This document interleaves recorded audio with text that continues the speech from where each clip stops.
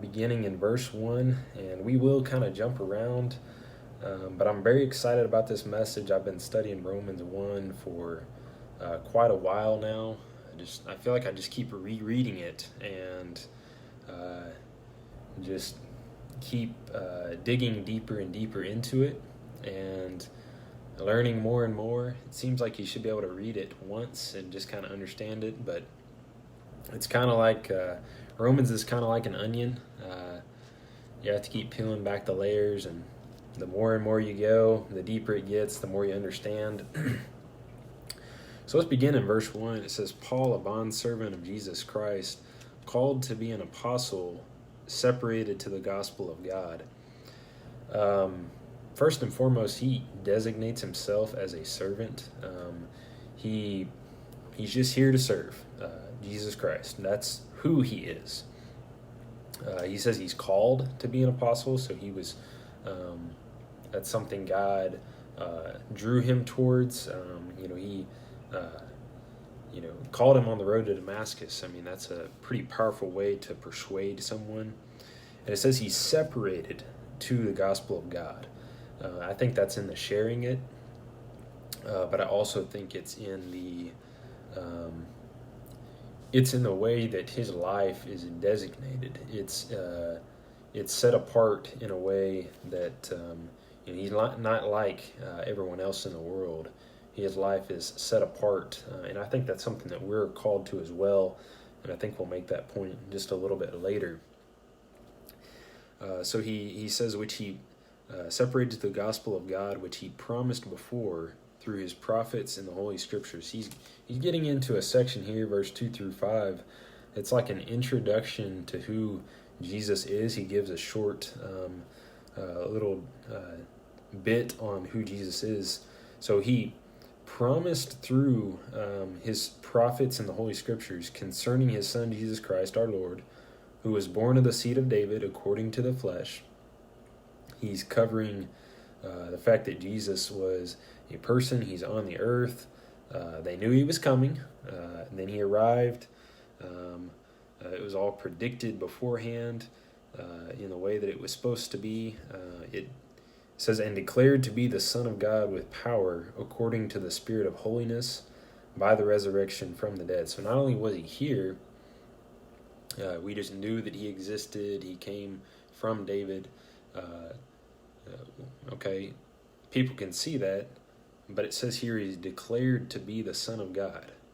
So it wasn't just that he was a human on the earth. We knew that he existed, but the Spirit declared this man is the Son of God. And so that's a pretty powerful declaration there. How did he do it? How did he make that declaration? By the fact that he went on the cross, he was in the ground. You go there and look now, he's not there. He was raised from the dead. And so that was his way of declaring he is the Son of God. It says, through him we have received grace and apostleship for obedience to the faith among all nations for his name, among whom you also are called of Jesus Christ, to all who are in Rome, beloved of God, called to be saints. Now, a lot of times as I'm reading these beginning intros, to me it can get very boring to read an introduction. You want to get into the meat. Okay, that's the main thing. But it is important to catch these parts, even as people who know who Jesus is, who know kind of that overall message. Okay, it seems weird to go over it again. You hear a lot of, I know this already. We need to establish ourselves as people that are, just as what it says at the beginning with Paul. He says, I'm called and I'm separated. It says that again in verse 6, among whom you also are the called of Jesus Christ. Beloved of God, called to be saints, grace to you and peace from God our Father and the Lord Jesus Christ. So we're called and separated also. This means that we're going to be different than the people in the world. We're going to be different than those around us because we've heard who Jesus is, and we've declared who God is based on Jesus. Jesus is the exact representation of God. When we see Jesus, we recognize who he is, the declaration of who he was, because the Spirit raised him from the dead. When we declare that, it's going to change everything about our life. It's going to change our decisions, the way we walk, the way we talk. It's going to change the things that we say, the things that we stay away from, and the things that we charge into because we are Christians. So we're called and we're separated.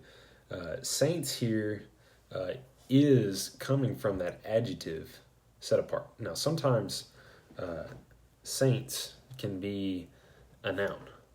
Okay, it describes you, or it's declaring a person. When it says we're called to be saints here, actually in the Greek, it's referring to an adjective, meaning set apart. So it's a descriptive thing. And so that's something that we have to follow.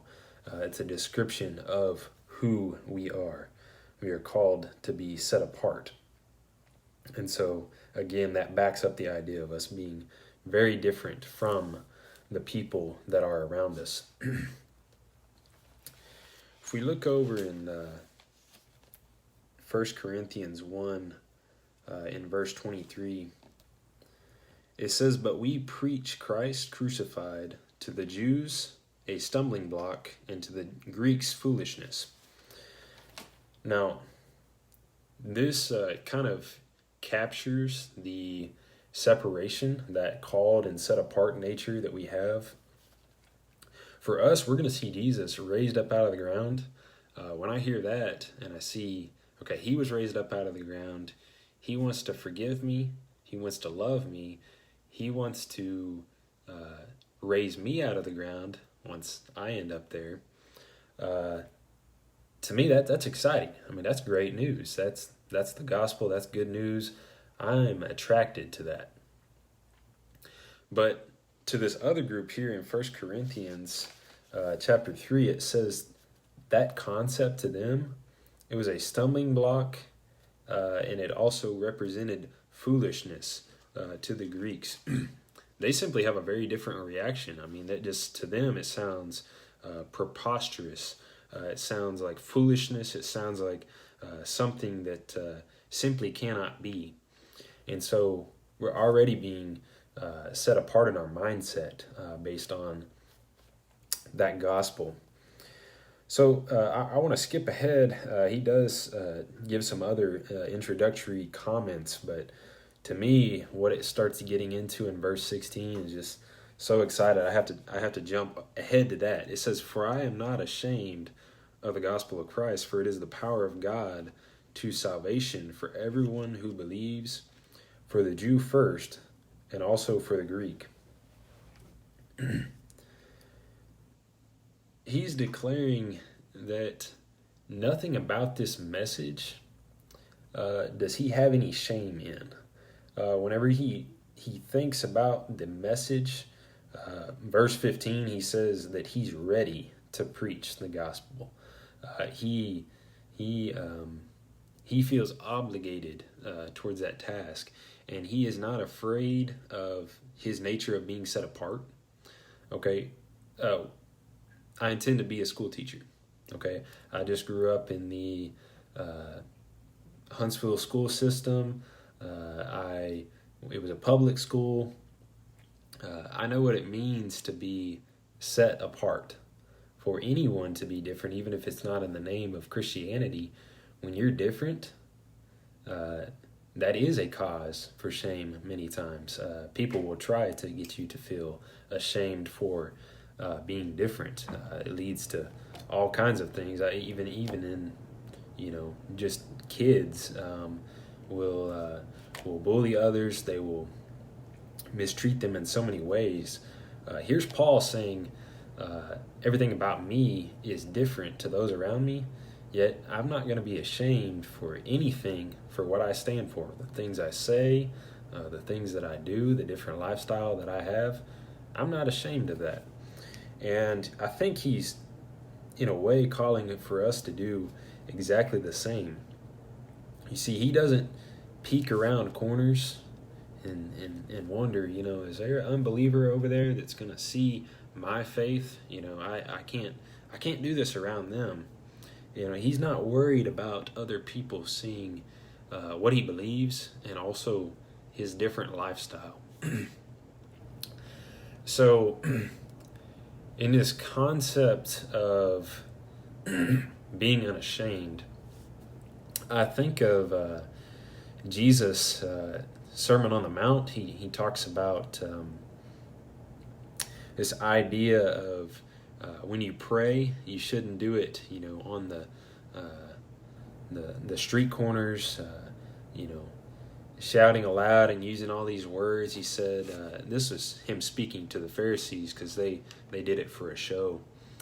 And he told them to go in their room, shut their door, and pray to their Father in private. And that was the idea that he had for them in prayer, because he didn't want them to make a show of it. That principle, I think, in not making a show of it, I think some of us like the idea of attaching that to our faith. We want to go in the privacy of our room and make sure that no one can see us, having our faith moment or living out our lives that way.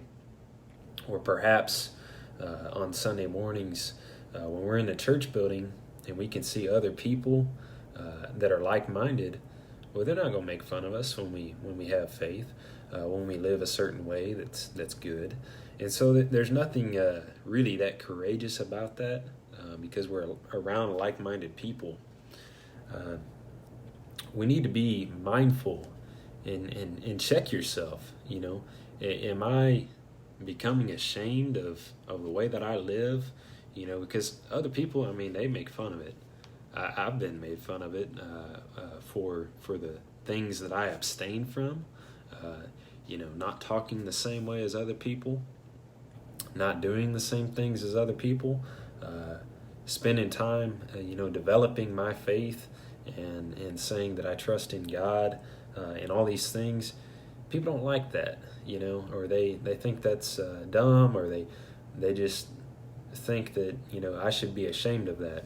And so I always have to check myself, am I ashamed? Am I hiding what is important to me from other people? He's never ashamed of that. Here's why. Okay, here's why he's not ashamed. Because there's nothing to be ashamed of. It says, for it is the power of God. Okay, the gospel, he's explaining what it is. It is the power of God to salvation for everyone who believes. I've got this big, huge, 2.5 foot long, it seems like. You can't even see my arms because they're off the screen, because it's way big. I got this flashlight, and it takes 6 D batteries to light that thing. It takes a lot of power, and a lot of times I just don't put any batteries in it, and it's just this big flashlight. I guess it's just a stick if I don't power it.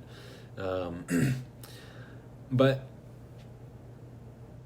the gospel of Christ is God's power to save us. Okay, it's how he chose to give us salvation. And so there's nothing to be ashamed of. Now, if Jesus came, he was trying to set up this earthly kingdom, and he came and he let them kill him, and he ended up in the ground, and he's still there. There might be some cause for shame, because your leader, he's dead. Not so with Christ. We believe that he came up out of the ground, and he's in heaven. Death doesn't hold him. So there's nothing to be ashamed of. He's my idol. He's the one I'm going to serve because he conquered death. I can't say that for anybody else. And so there's nothing to be ashamed of. Now, I think there are some things in the Christian world that you might be ashamed of. Okay, let me explain before that goes misunderstood. For example, there are about 9,000 denominations out there of the Christian faith. That means that of those people that take on the name of Christ, they've split up about 9,000 times. That's the latest figure I've heard. Not even sure if that's right. It probably grew while we were having this conversation, because we disagree, we fight, we bicker back and forth, and create divisions and all sorts of things among us. And because of that, I think the name of God a lot of times gets blasphemed. We talk about organized religion and all of those things, that the water just gets muddied when we think of when non-Christians think of Christianity. And so there are some things like that, whether it's your fault or not. It's kind of shameful that there are so many divisions, that we can't just get along on simple concepts and on Jesus. Okay, so maybe there's things like that, or maybe there's just other people that are Christians that don't do what they should. I don't know what you might find things to be ashamed of. What I understand here, though, is the concept of Jesus, the gospel, being set apart, having a different lifestyle because of him, having a faith in him. There's no shame in there. There's literally nothing that's not perfect or is a cause for shame, and so we should never act like it. And so there's nothing to be ashamed of there. Continuing that, it says this salvation's for the Jew first and also for the Greek. He explains several times that there's no partiality there, and so it's not first place and second place, but literally the order of how that came to be. It spread to one first and then the other. Of course, they both have that power of salvation. And so God powers his salvation. His means, his way of doing it is to show us the power of what Christ did. It's to show us what he did and where he is now currently after what they did to him. And so that is how God powers his salvation, through his Son. Verse 17 says, "For in it the righteousness of God is revealed from faith to faith, as it is written, the just shall live by faith." It says, "For in it the righteousness of God is revealed from faith to faith." Something I have to do with Romans, I have to figure out what all of the words mean, first off. I have to kind of look a lot of them up. And even the little ones, like the pronouns, what is the pronoun it referring to? It can be a number of different things if you don't really dive into it and look. And so we have to pinpoint this. It, as I read it, is referring to Paul preaching to the people and them believing the good news of salvation. So it's in the preaching and in the believing, both of those things together.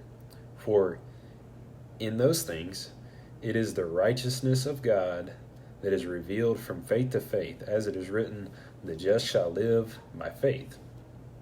I spent a while trying to decide what from faith to faith meant. Why is it from one faith to another? What exactly does that mean? And I read a couple different examples. One says that you could translate it that righteousness of God is revealed from those that aren't in the faith. It takes you from out of the faith to into the faith. Thought, okay, that kind of makes sense.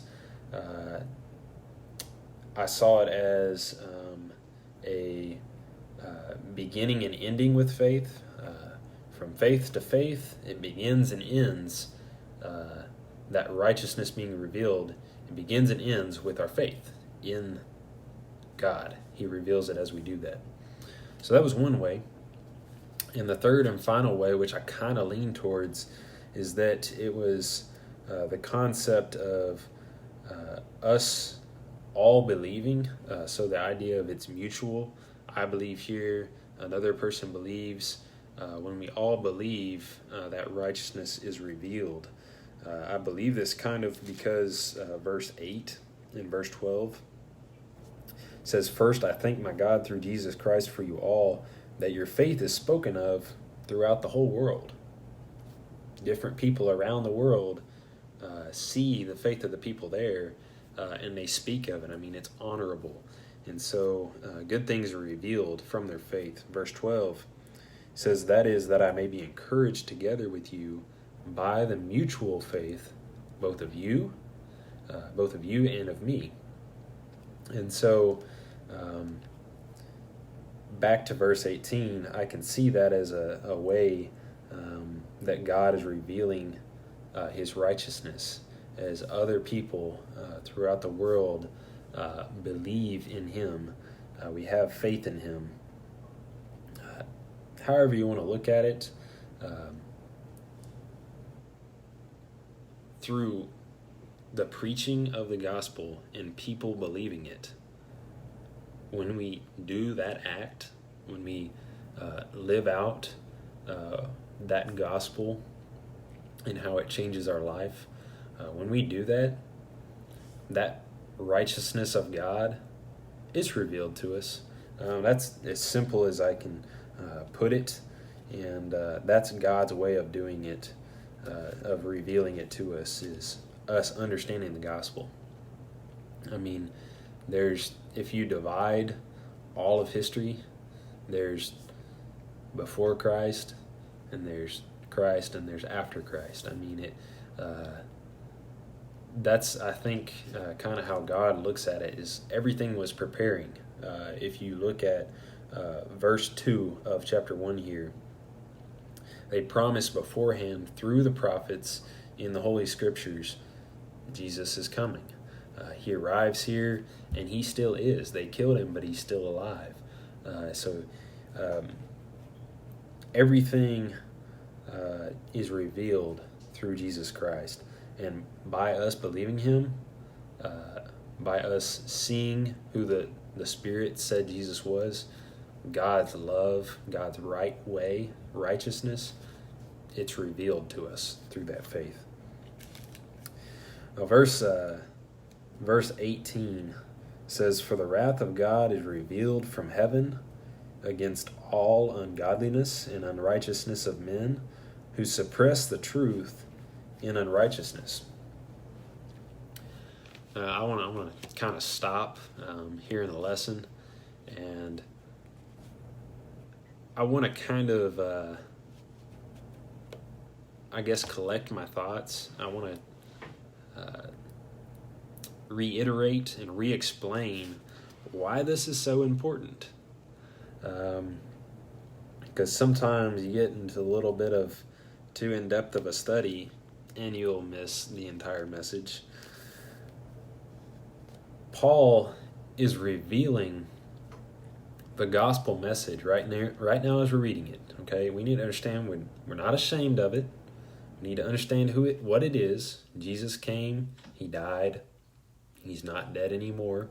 The Holy Spirit raised him and declared him to be the Son of God. We're not ashamed because there's nothing to be ashamed in. And why do we have any motivation to jump on to that gospel? Why? Where is that motivation? Why is this important? Why are we even talking about this? Verse 18. For the wrath of God is revealed from heaven against all ungodliness and unrighteousness of men who suppress the truth in unrighteousness. If we first understand kind of the bad news of our situation, first off, that we come into the world, we live for however long, and then we die. Non-Christians, they don't have a way to get past that. I mean, you die, death.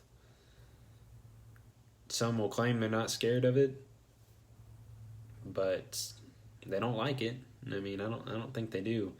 And so there's really no hope. There's nothing good. You die. And also, while you're here, many tough things are happening to you, because the wrath of God is revealed from heaven against all ungodliness and unrighteousness of men. It doesn't say, this isn't a futuristic thing where he's saying the wrath of God on that judgment day is going to be revealed. No, it says the wrath of God is revealed. This is happening right now as we speak.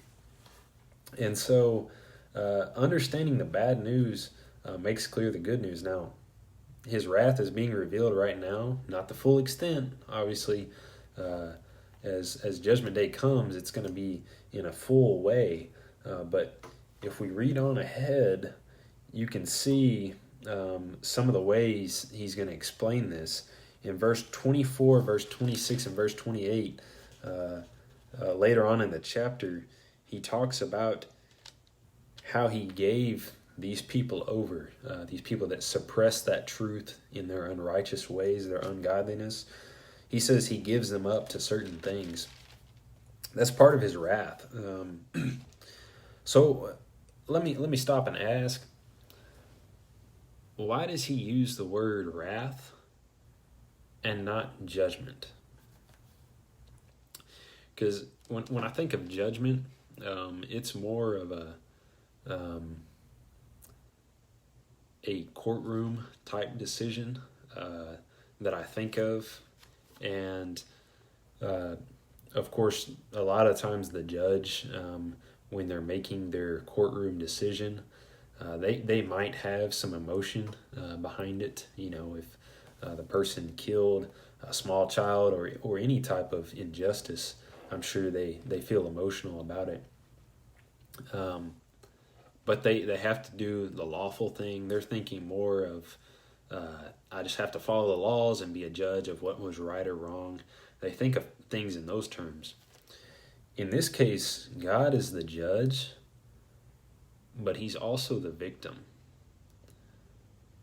Because the things that are happening here, these men that's being described here, they're ungodly and they're unrighteous.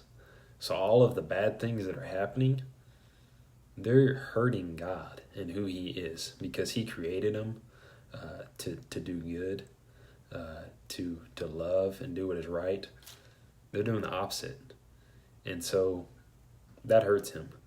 And so that's why I think of this word wrath as it's used in the Greek, refers more to a personal, similar to like if a man wronged you, you would take out your wrath on him.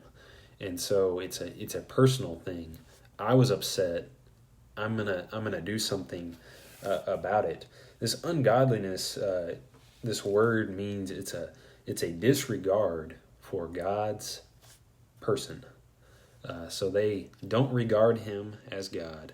They disregard him. The unrighteousness means just doing anything that is wrong in the sight of God. So both of these encompass, especially the unrighteousness has with it the idea of between people, they do wrong. And then they also don't regard God like they should. So those two things collect and simply describe sin. So they have the ungodliness, they have the unrighteousness. It says that they suppress the truth in unrighteousness. Let me back up and first say, all throughout the Bible, it talks about this anger, this idea of being wrathful as not good when it's on the part of humans going back and forth, when we kill each other. It says, Ephesians chapter 4, be angry and do not sin. Do not let the sun go down on your wrath. Jesus says, pray for your enemies. And so why couldn't we look at God and say, he needs to follow his own message here. He needs to forgive these people. He needs to, not act out against them. It's because God created them for himself.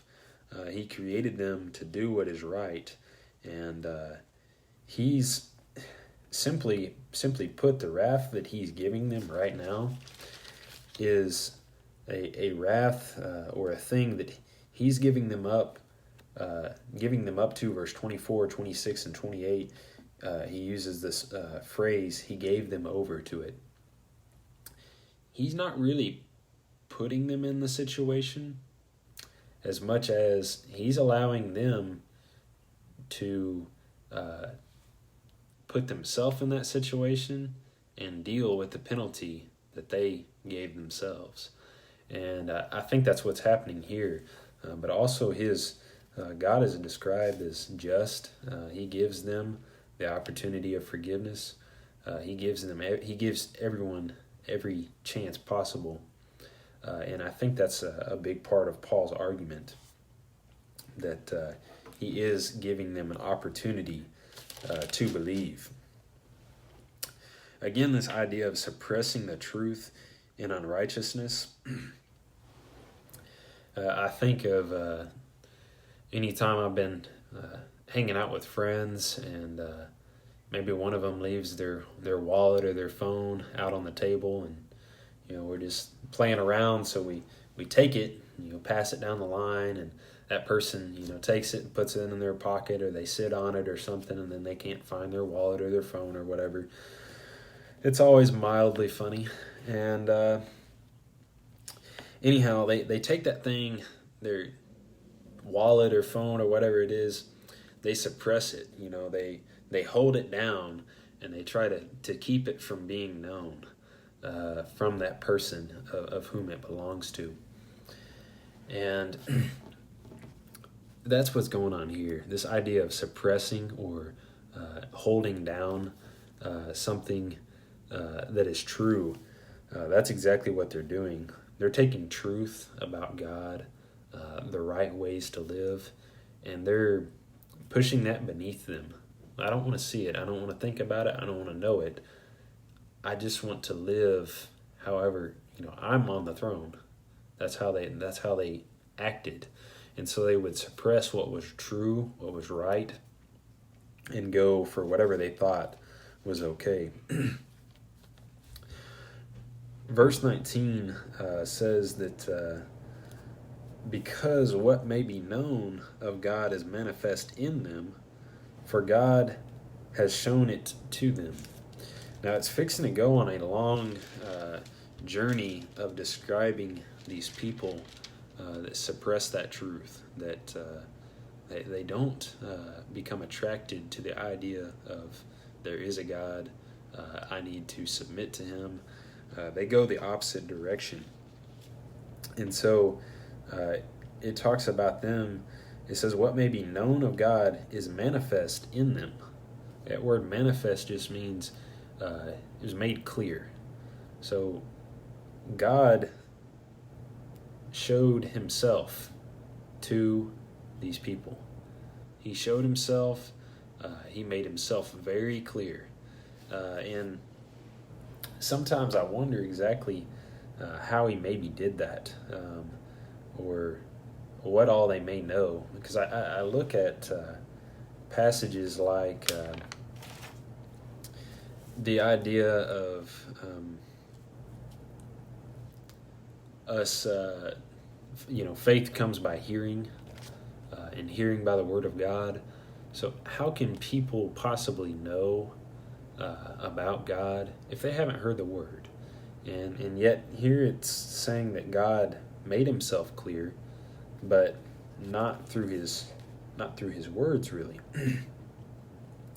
It says that he, verse 20, for since the creation of the world, his invisible attributes are clearly seen, being understood by the things that are made, even his eternal power and Godhead, so that they are without excuse. So he made himself clear by the things that are made, and yet faith comes by hearing by the word of God. How can they know God from the world and not the scriptures? That's always kind of bothered me. I've always kind of questioned it. So in what way did they know God?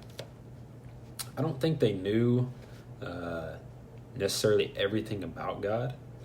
I don't know everything about God, and I have the scriptures. I have the world in front of me. I can see it. It's more that I learned a little bit about his nature from the world and his attributes, just in the way he set things into order, the way there's consistency. The sun comes up in the morning, goes down at night, so we can get a little bit of rest. It's not too blaringly bright. He does things like that.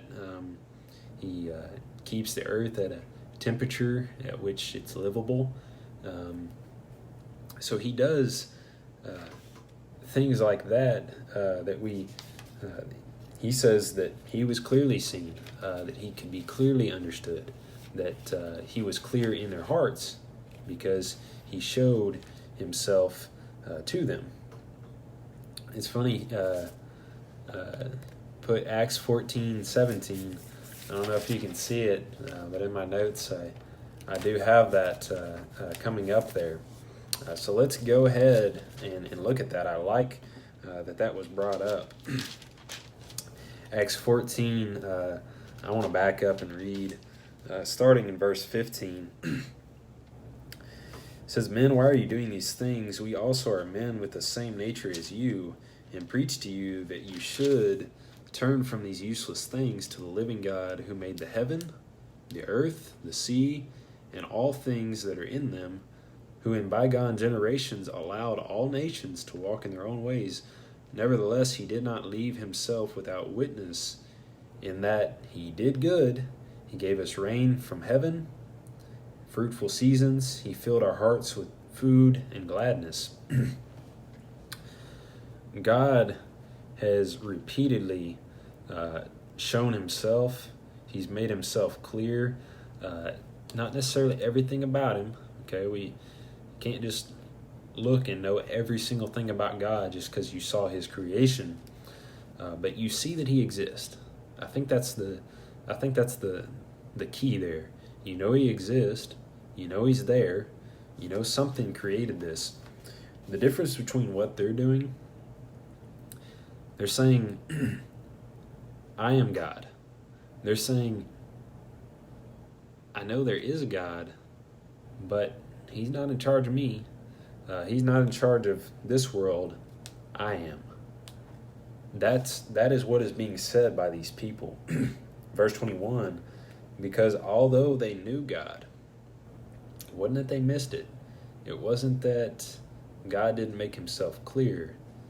It says they knew that there was a God, but they did not glorify him as God. It says, nor were they thankful, and they became futile in their thoughts, and their foolish hearts were darkened. So they knew he was there. And I have many friends that they don't believe in God. They don't follow the Christian path. A lot of things like that. I wonder on the passages like this, God made it clear to them.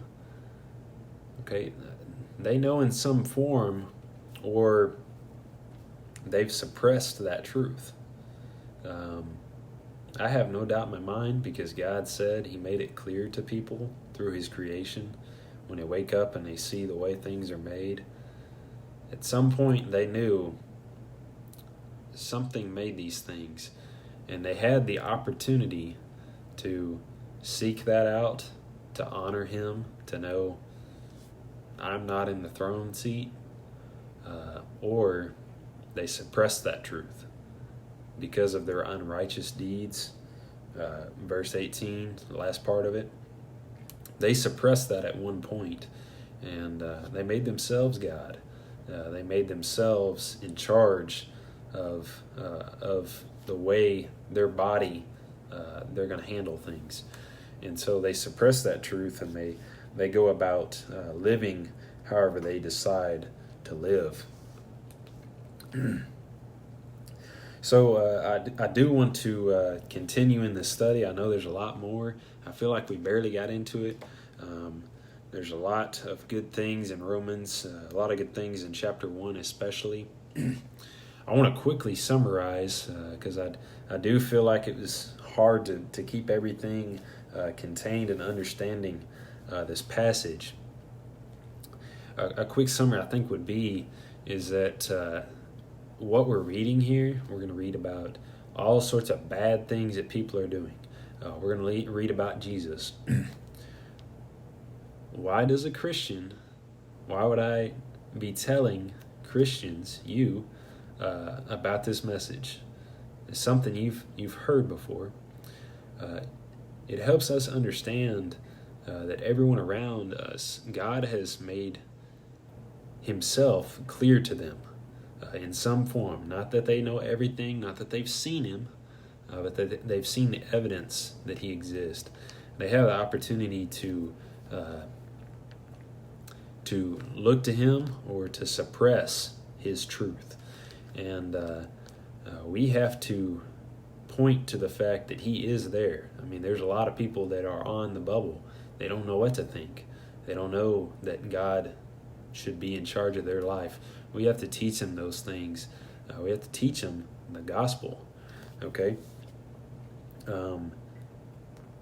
People that don't understand who God is, that have suppressed that truth, I firmly believe as long as they haven't gone too far down that road that they just literally can't see anything else.